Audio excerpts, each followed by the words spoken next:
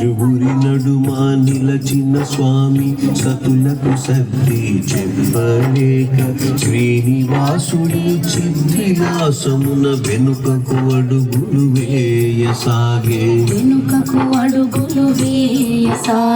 మొదటి పాదము పెట్టినంతనే అంజనాద్రి అంజలి ఘటించే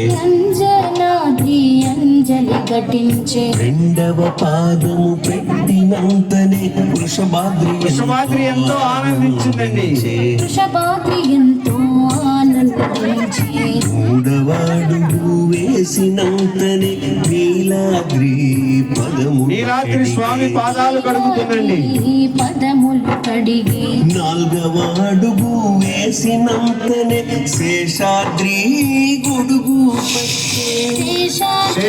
గొడుగు పట్టిందండి.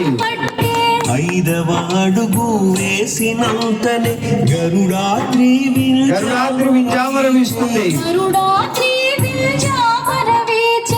ఆరవ అడుగు వేసినంతనే నారాయణాద్రి గానం చేస్తుందండి. ఏడవ అడుగు వేసినంతనే వెంకటాద్రి గోవింద అంటూ గోవిందరామ చెప్పిందండి. గోవింద గోవింద గోవింద